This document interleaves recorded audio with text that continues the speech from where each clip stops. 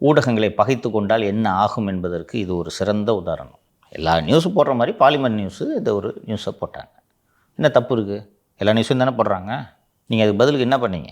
எங்கேயாவது போய் polymer TV எங்கள் மேலே காழ்ப்புணர்ச்சியோடு இருக்குன்னு பேசிட்டு போனீங்கன்னா கூட பரவாயில்ல, விட்டு போயிடலாம்.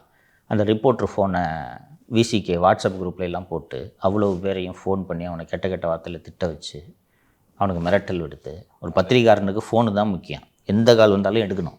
ஏன்னா எவன் நியூஸ் கொடுப்பானே சொல்ல முடியாது. அப்போ ஒரு பத்திரிகாரனுக்கு அந்த மாதிரி நீங்கள் அவன் நம்பரை போட்டு விட்டிங்கன்னா எப்படி அட்டன் பண்ணுவான்? அதுவும் மேடைக்கு போய் பாலிமர் டிவி எங்களை இப்படி பண்ணுது அப்படின்னு திருமாவளவனும் விசிகாவும் புரிந்து கொள்ளணும். அவங்க வேலையை செய்கிறாங்க. இப்போ யார் ஜேர்னலிஸ்ட்டாக இருந்தாலும் இப்படி ஒரு சம்பவம் கண்ணெதிர நடக்கும்போது அந்த விஷுவலை ஷூட் பண்ணாமல் இருப்பானா? அவனுக்கு ஒரு ஸ்கூப் அது. இன்னொன்று அது ஒரு செய்தி. ஒருத்தனை போட்டு 10 பேர் அடிக்கிறீங்க, அது எப்படிப்பா நியூஸ் இல்லாமல் போகும்? இதை போடக்கூடாதா? அல்லது நீங்கள் சொல்வது போல் அவர் ஆக்டிவாவை எடுத்துக்கொண்டு ரிவர்ஸில் ஸ்பீட் பிரேக்கரில் ஏறி திருமாவளவனுடைய ஃபார்ச்சுனர் காரில் இடித்து திருமாவளவனை கொலை செய்ய முயற்சி செய்தான்னு செய்தி போட்டால் சந்தோஷமாக இருக்குமா உங்களுக்கு? தற்கொலைப்படை தாக்குதல். தற்கொலைப்படை, அது ரொம்ப முக்கியம்.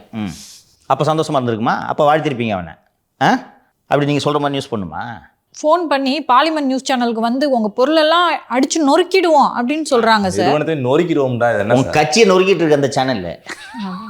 வெறி ஆயிட்டாங்க. ஆமாம், இப்போ உள்ளே இருந்து எடுத்து போட்டாங்களே, உள்ளே போய் ஆள் அடிக்கிறானே, உள்ளே போய் பார்த்து அந்த வீடியோவை பார்த்து சார். உயிருக்கு பயந்து போய் அங்கே உள்ளே நின்றுட்டுருக்கான். உள்ளே போய் அவ்வளோ பேர் இருக்கும்போது அடிக்கிறது கை வாங்குறான் பற்றி அவன். அப்போது இவ்வளவு எவிடன்ஸ் பொதுவெளியில் இருக்கும்போது வழக்கு பதிவு செய்த சென்னை காவல்துறை சம்மந்தப்பட்டவர்களை கைது செய்யாமல் என்ன செய்து கொண்டிருக்கிறது?